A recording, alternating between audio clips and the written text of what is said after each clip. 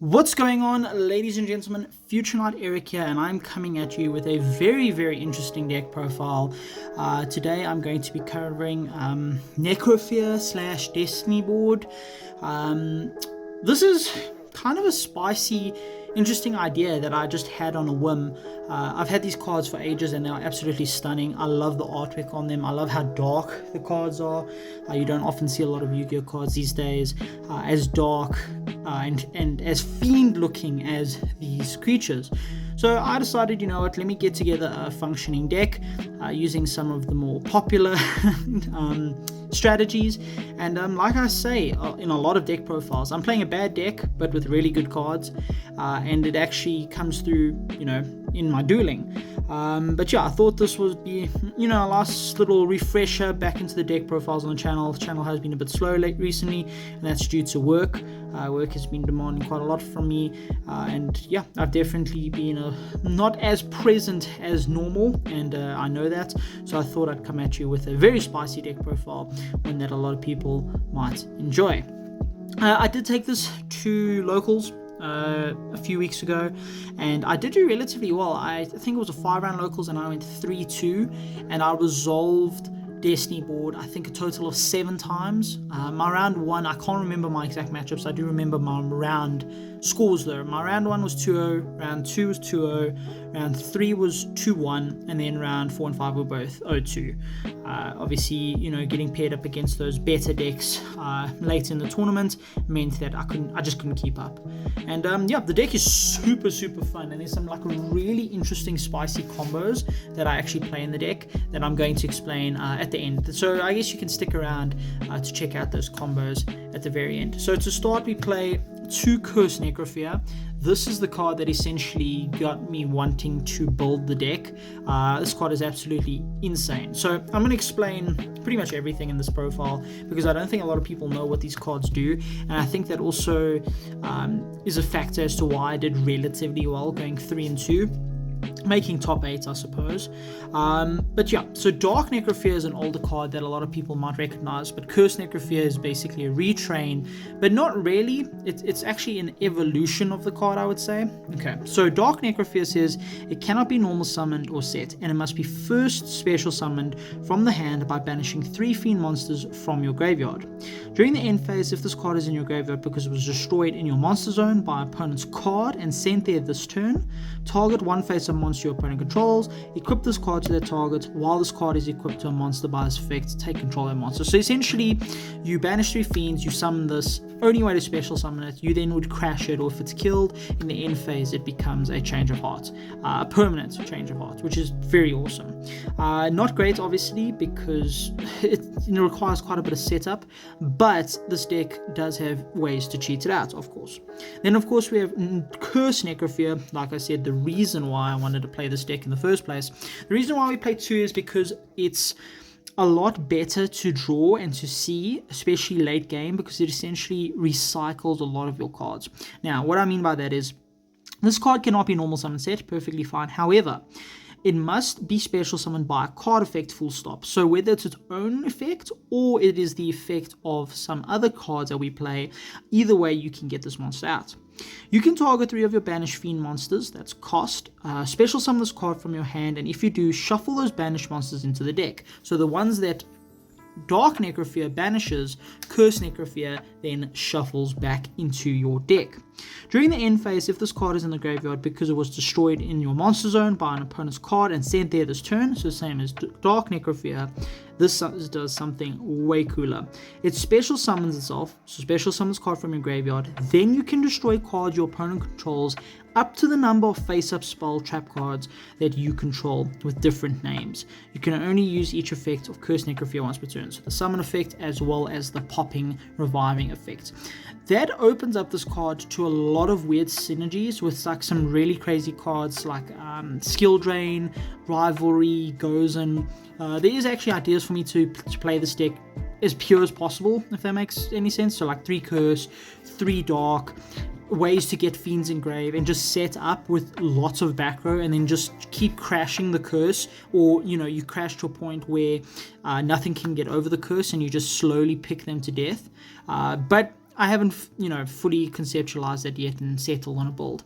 But yeah, so this card's absolutely insane in theory. You can summon it. It is 2/8, it's pretty big, but if there's something bigger, you crash it, end phase, you summon it back, and you pop cards non-targeting, which is pretty awesome. There's the OTK in this deck. So this deck has 2 win cons, which we'll obviously get to. The OTK in this deck relies on these heavily, so you do need to play at least 3 of the Necrofears, and one of them has to be Dark Necrofear, because that's the one that gets the banishes, so that you can shuffle them back to summon your curse. Then for the main normal summon of the deck, we are playing 3 Tour Guide from the Underworld. I decided not to break out the ultis for this deck. This deck it's a bit of a meme deck, a fun deck, but I'm not gonna lie, when I was playing in the tournaments, I actually wanted my ultis because I was having so much fun. But yeah, this card by itself in this deck with any access to one of these is game. It's an OTK with, I think, like almost 10,000 damage. It's actually insane. So if this resolves and you're going second, even if you're going first and you don't open your other win con, which we'll obviously get to, this sets up an Avramax with an IP, this sets up an Appaloosa, it sets up an Underworld Goddess if you're going second. This card's absolutely insane in this deck, and the Fiend synergy, I needed to play it. Tour Guide's my favorite card of all time. I mean, I've literally got her tattooed on my skin, so yeah. Then other cards that we're playing, these cards are not necessarily good. The only reason I'm playing them is because I'm playing the Necrofear cards, so I wanted to just play the whole gang. But essentially they're like very bad hand traps. This one, when you are attacked, you can discard this to Monster Reborn, a level 8 Fiend, and attack is redirected towards that level 8 Fiend. Then, if a level 8 Fiend monster leaves the field, you can add this back to your hand. This does exactly the same thing, so if a level 8 leaves the field, you can add back to hand, but this one is instead by when a card effect is activated. So, Malice is arguably better, but I found in my duels these never really came up as anything more than just normal summons to beat over things. They are 1600, which is pretty good, but I thought I'd play 2 at the very least. I'd probably switch it out if I was playing it at its absolute most competitive. I'd probably play 2 Malice, or even just 1 Malice, and no banishments. Then for the OTK package, we are playing Burning Abyss cards. Tour Guide, you have to play some Burning Abyss cards. So originally I wasn't playing any Burning Abyss cards, but then I realized that Tour Guide plus a Curse or Dark Necrofear in hand is literally an OTK if you play these cards. If you really wanted to cut this down to the absolute minimum, you can cut this, sir.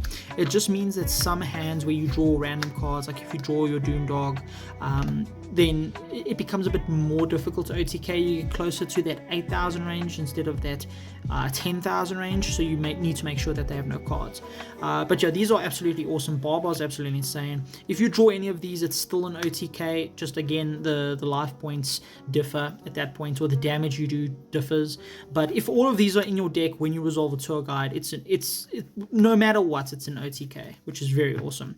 I think the Burning Abyss cards pretty well known. Doomdog adds a level 8 Fiend, which is very cool because it can also add Lava Golem. Speaking of which, our other normal summon of the deck, Lava Golem. So this deck is kind of weird. The whole day I lost Star Shoals, which was great because it meant I kept going second, and it made me realize that this deck is very much a going second deck. I think it's very strange. Going first, I don't think I won a single duel going first, but going second, I won almost every single duel I played, except in those last few rounds. But even in those last few rounds, when I went second, I had a better chance than when I went first. But yeah, this is one of the reasons why that was made possible, was Lava Golem. Then we play a card that can search Lava Golem. This card is cracked. This card does a lot for the deck. So Dark Spirit Mastery, you discard 1 card and you add either Destiny Board, which is one of our win cons, or 1 level 8 Fiend monster from your deck to your hand. Believe it or not, Lava Golem is that level 8 Fiend monster, as well as obviously Curse and Dark Necrofear. So essentially, if you open Dark Spirit Mastery plus Tour Guide, it's a full OTK. Or if you open this and your other win con, which I'm keeping a surprise, I think you all know, then obviously you can start to get slowly progress through your Destiny board to get your win. This does have another effect though. You can banish this card from your graveyard except the turn this card was sent to the graveyard, so except the turn you used its other effect. Place any number of Destiny board and or spirit message cards with different names from your hand or graveyard on the bottom of the deck in any order, then draw the same number of cards. You can only use each effect of Dark Spirit Mastery once per turn. So what's awesome is it's copy. So if you draw 2 of these and you activate one in one turn and the next turn you activate a second one to add a different level 8, you can use the first copy's effect to then draw cards. And that is actually the reason I'm not playing Extravagance in this build. You'll also see, because of how I've been speaking about the monsters, the extra deck is actually very fine-tuned to OTK, or to set up a position where you can't get OTK'd. But yeah, this card is absolutely awesome. The artwork is insane. We've got Cursed Necrofear there, piercing the veil. No pun intended. Then for the Destiny board cards, we are playing 2 Sentence of Doom, which is basically your skip a turn to resolve your Destiny board. Now, the Destiny board I studied extensively before playing the deck. The rulings around this card are absolutely disgusting. So for anyone who's looking to pick up this deck, and I do suggest you do it, it's a very fun deck. The rulings behind this are insane. So obviously your spirit messages are just spirit messages, right? They don't do much. They have to be placed by Destiny board. You can't put them down yourself. Now, Destiny board, the updated version, I've got an old one here, reads, when this card and all 4 spirit message cards with different names are placed on your field, you win the duel. Now that is important because we have other ways of placing these messages other than through Destiny board. So it doesn't require you to have all the letters that have been placed by Destiny board. It just requires you to have all the letters. So that is very relevant. But this is where the ruling issues come up. Not really ruling issues, but where the complications come up. Once per turn during your opponent's end phase, place 1 spirit message card from your hand or deck in your spell and trap card face up in the proper order, INAL. Now this does not mean that in your field and trap your spell and trap card zone, you need these letters to spell out final. That's not what it's saying. What it's saying is it needs to be placed in that order. So once you flip Destiny board, your first opponent's end phase, you place I. Your second opponent's end phase, you place NAL. Okay, that is the only way you can place them. Then it's got the terrible condition that when a spirit message or this card you control leaves the field, send all spirit message cards and Destiny boards you control to your graveyard. So that's why you have to play 2 Destiny boards, because you can recycle your letters. You can't recycle the Destiny boards. Hold on. No, you can recycle the Destiny board. So it actually might be worthwhile playing 1. But I don't know. I feel like 2 is it just means that you have a better chance of opening it, and if you get rid of it and you haven't seen a Dark Spirit Mastery, you can at least get it back. The biggest weakness this deck has is Cosmic Cyclone. If they Cosmic any of these letters, you lose, which actually won me one of my duels. He Cosmic the Destiny board and these all got destroyed, and then I just drew another Destiny board and then just built up the board again. But yeah, so that's that. But here comes even more complications. Sentence of the Doom. Okay, so Sentence of the Doom says you can target any number of your fiend monsters that are banished or in your graveyard up to the number of Destiny board and or spirit messages cards you control, add them to your hand. Yeah, that's it. It's not great. You basically can just get all your fiends back to your hand, which is, I guess, kind of cool. But this is the effect that matters. You can send this card from your spell and trap zone to the graveyard and place 1 spirit message card from your hand, deck, or graveyard, insane, in your spell and trap zone. This is treated as being placed by the effect of Destiny board. You can only use 1 Sentence of Doom effect per turn. However, if, for instance, you've had Destiny board and it's resolved once, right, and it's your opponent's turn and you decide to use Sentence of Doom to place N, what happens is Destiny board does not skip N. It'll keep trying to place N until it successfully does. So, Sentence of Doom is not here to place these other letters. What ends up happening is Sentence of Doom allows you to skip a turn per se. You're able to flip it when you have FINA and it places L. That's the main application. The other application it has is when you've placed a letter and then a letter would get removed, obviously you lose everything, but this helps alleviate that by being able to place them. So if for whatever reason you want to leave them in a grave, or you don't see your Dark Spirit Masteries, you can still resolve the board because you have a way to access them. It's not great, don't get me wrong, but much like a lot of cards in this deck, it's not great. You don't have to play this. This is one of the win cons that this deck can play, but I kind of want to play this in a way that it doesn't restrict me, but it keeps me loyal to the deck's theme, and not end up just playing the other win con, which is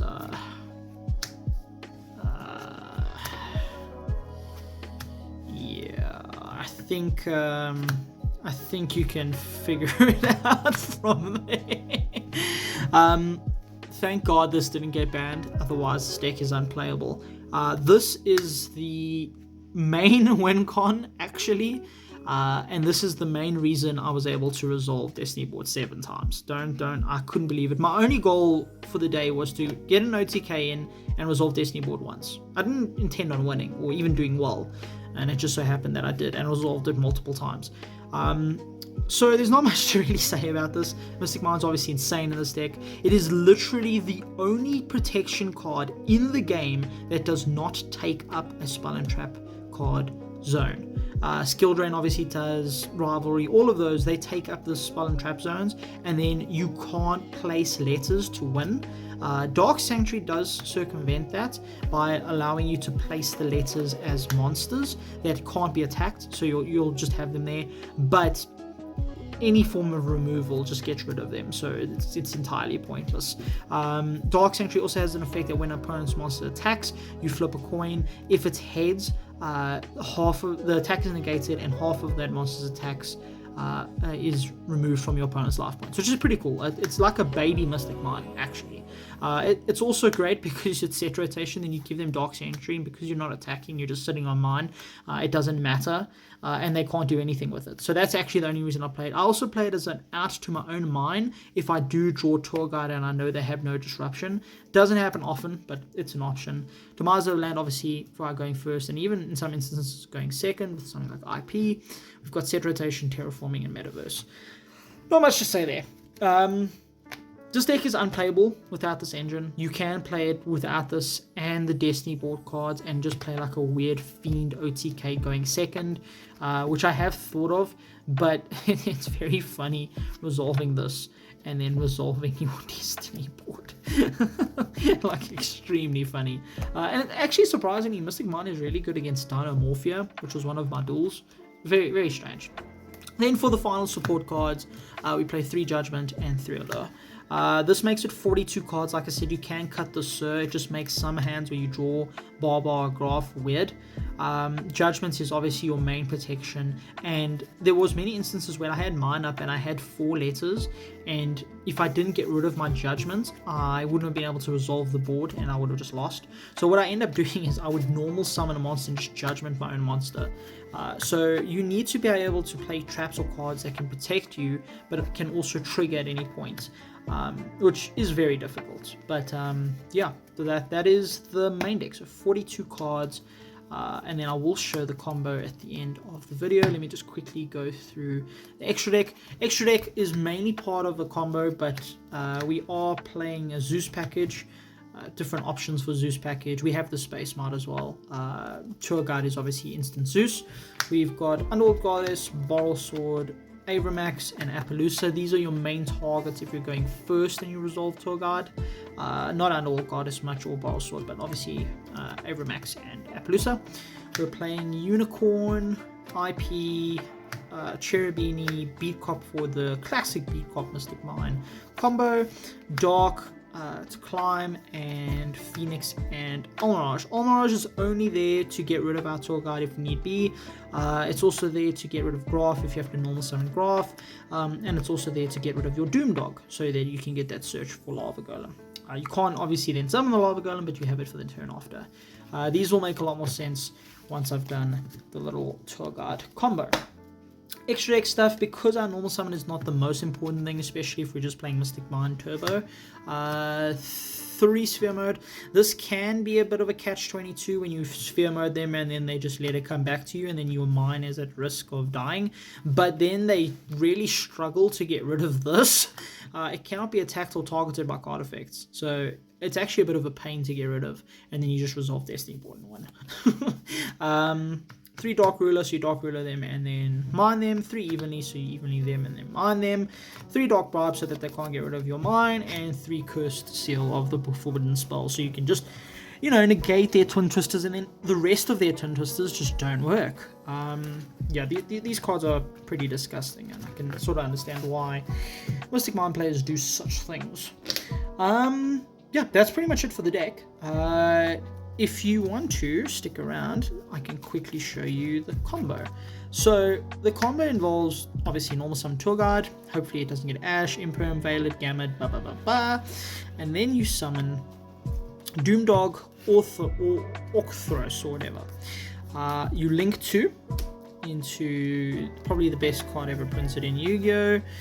Cherubini. This card is busted. Then your Doomdog will add Curse Necrofear or Dark Necrofear. So whichever one, this combo, this OTK does require you to have one in hand or a way to get into one. So either one of those or your Dark Spirit Mastery. So you need one of these 3 plus a Tour Guide plus no disruption. So it's not very likely to happen, but yeah. So say we had Curse Necrofear in hand just to alleviate some stress there. We then add our Dark Necrofear off of our Doomdog. Okay. Then from there we go Cherubini effect. Now, before I added the BA cards, I would just send one of the spirits, which gives us some like weird protection of our Necrofear stuff and some recursion. But no. What we do here is we send ourselves a Graph. Then Graph will then special summon our Barbar. So in this instance, we have got a 1500 Cherubini, a 1700 Barbar that is not destroying itself. We will then banish our 3 Fiends to summon our Dark Necrofear, and then we'll shuffle those 3 Fiends back into the deck. This is why Lure is such a good card, because you can now just get rid of these cards off Lure into the deck, and then we summon our Curse Necrofear. Now, if you're quick math, which I'm not, this is, I believe, 8,000. Curse Necrofear is 2.8. Dark Necrofear is 2.2. That's exactly 5k. 1.5 and 1.7 is 8.2. So that is exactly 8,200 on board. Obviously, you can do a ton more things here. You can attack with this, and then you can link these off into, I don't know, you can literally link it off into anything. You can link it off into a unicorn if you like, keep the damage on board, spin a card. Then you've got your Barbar, which banishes the Cherubini plus the Barbar itself to burn for an additional 600. You then have the unicorn, which removes something, and then you can even keep this up here, and you can link away 4 if you really want to into Boral Sword. There's just so many different options. You can link the 4-way into an Underworld Goddess. Obviously that's not an OTK, but it still, it gets rid of a lot of cards, and then you still get the burn. So there's just so many options from the one card that allow you to OTK. There's just so many different outlets that you can use to get to certain things. I mean, even with that combo with the Doomdog, so if you do go for Tour Guide, you can go Doomdog and that. For Cherub effect, send Graph summon Sir. This is of course if you're going first. You then Doomdog added, whichever, Dark Necrofear, Curse Necrofear. For this combo you obviously don't need the curse because you're going first. Then from there you banish the 3, summon, and then you can link 4 into your